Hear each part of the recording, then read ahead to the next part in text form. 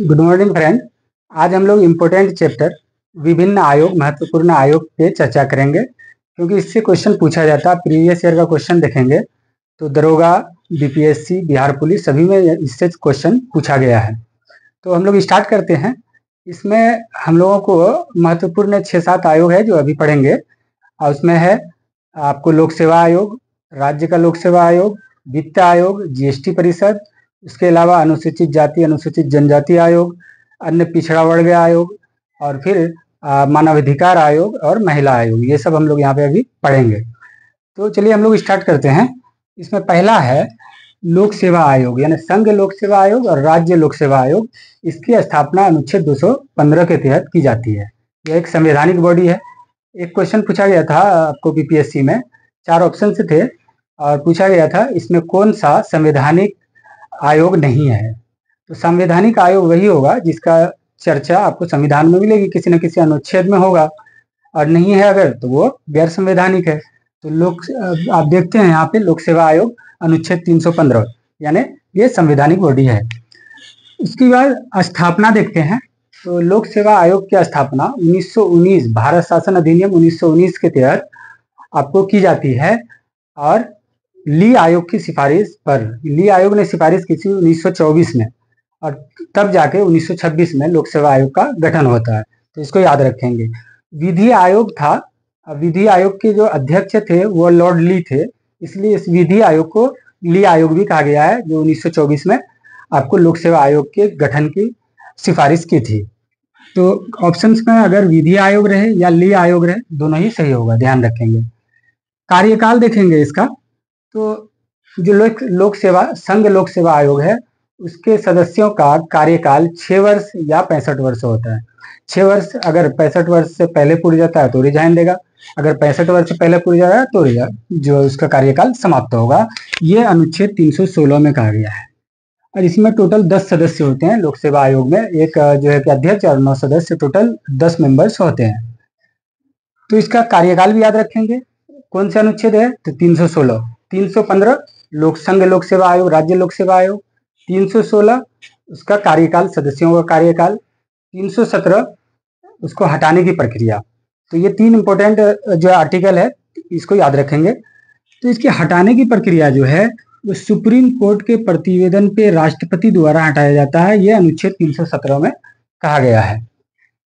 इसके बाद कुछ स्टैटिक इंपोर्टेंट है, जैसे पहला अध्यक्ष लोक सेवा आयोग, संघ लोक सेवा आयोग जो कि 1926 में बना था, तो उस टाइम पहला जो अध्यक्ष था वो रॉस बारकर था, और अभी कौन है तो जान ही रहे, अजय कुमार है। तो याद रखेंगे, ये क्वेश्चन पूछा गया है। राज्य लोक सेवा आयोग के सदस्यों का कार्यकाल आपको 6 वर्ष या 62 वर्ष होता है। जैसे संघ लोक सेवा आयोग के सदस्यों का कार्यकाल या तो 6 वर्ष होगा या 65 वर्ष होगा, लेकिन राज्य लोक सेवा आयोग जो है इसका कार्यकाल 6 वर्ष और 62 वर्ष होगा, इसको याद रखेंगे। और लोक सेवा आयोग के जो सदस्य होते हैं उसका नियुक्ति जो है राज्यपाल द्वारा किया जाता है, उस राज्य के राज्यपाल द्वारा, लेकिन उसको हटाने की प्रक्रिया राष्ट्रपति द्वारा की जाती है, इसको ध्यान रखेंगे। उसके अलावा दूसरा है वित्त आयोग। ये अनुच्छेद 280 में वित्त आयोग की चर्चा है। तो वित्त आयोग अनुच्छेद 280 में आ गया, यानी संविधान में है, तो ये संवैधानिक आयोग हो गया, है ना। इसमें टोटल 5 मेंबर होते हैं, एक अध्यक्ष और 4 सदस्य, और इसका गठन राष्ट्रपति द्वारा किया जाता है वित्त आयोग का। अनुच्छेद 280 याद रखेंगे। उसके बाद देखेंगे आप लोग, राष्ट्रपति वित्त आयोग की सिफारिश को सदन में रखवाता है अनुच्छेद 281 के तहत। अनुच्छेद 280 वित्त आयोग, और वित्त आयोग की सिफारिश को सदन में रखवाता है राष्ट्रपति 281, 280, 281 याद रखेंगे। और राज्य वित्त आयोग हम लोग पढ़े थे पंचायत वाला में, 243 आई, मतलब आय याद होगा, तो 243 आई में आता है। इसमें भी पहला याद रखेंगे, पहला वित्त आयोग का अध्यक्ष केसी नियोगी था, 1952-57 ये क्वेश्चन पूछा गया दरोगा में। और अभी जो है 16वां वित्त आयोग का अध्यक्ष वो अरविंद पनगड़िया है, 2026 से 31 के लिए। तो जितने भी आयोग हैं उसकी स्थापना कब हुई, उससे संबंधित समिति, उसके सदस्य, और उसके अलावा पहला अध्यक्ष कौन था और अभी कौन है, इतना चीज सभी आयोग का जानना है। तीसरा है जीएसटी परिषद। तो आप लोग जान रहे हैं 101वां संविधान संशोधन 2016 के द्वारा जीएसटी परिषद की स्थापना 15 सितंबर 2016 में की जाती है राष्ट्रपति द्वारा। तो 101वां संविधान संशोधन 2016 में आर्टिकल 279A जोड़ा गया और राष्ट्रपति को यह अधिकार दिया गया कि जीएसटी परिषद की स्थापना करे, और फिर 15 सितंबर 2016 को राष्ट्रपति द्वारा जीएसटी परिषद की स्थापना की जाती है।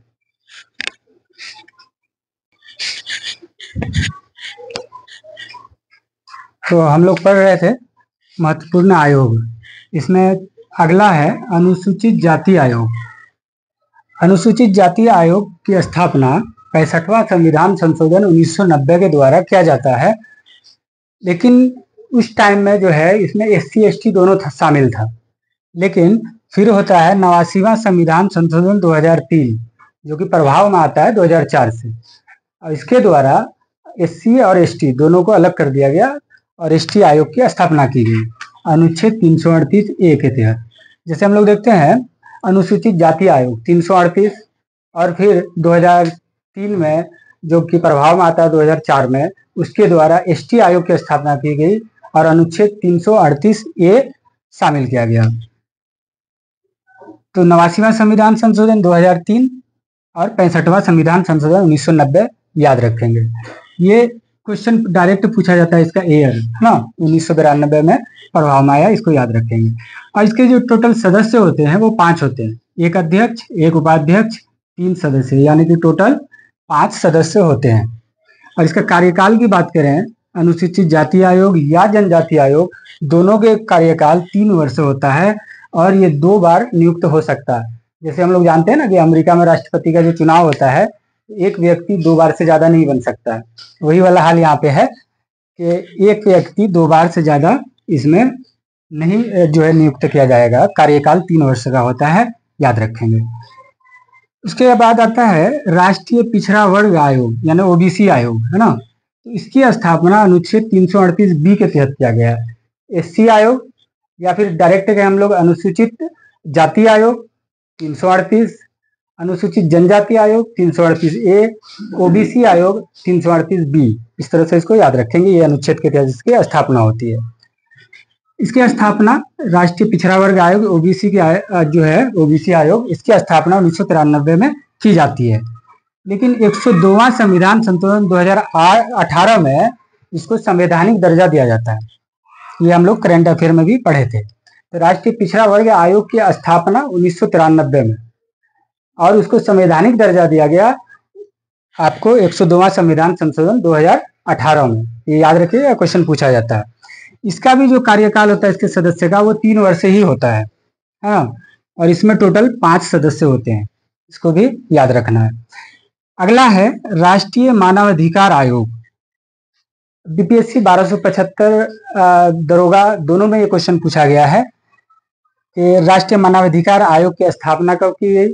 बिहार राष्ट्रीय मानवाधिकार यानी बिहार राज्य मानवाधिकार आयोग की स्थापना कब की गई, ये सब पूछा जाता है। तो राष्ट्रीय मानवाधिकार आयोग अगर बोले तो इसकी स्थापना 1993 में होता है ना। और राज्य जो बिहार राज्य मानवाधिकार आयोग की स्थापना 2000 ईस्वी में की जाती है, जनवरी 2000 ईस्वी में, इसको भी याद रखेंगे।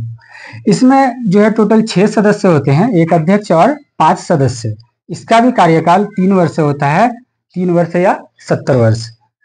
तो याद करेंगे अनुसूचित जाति आयोग जिसके अंदर अनुसूचित जाति अनुसूचित जनजाति दोनों आता था, इसकी स्थापना 338 अनुच्छेद के तहत 1990 में होती है और इसमें जो प्रभाव में आता है 1992 में।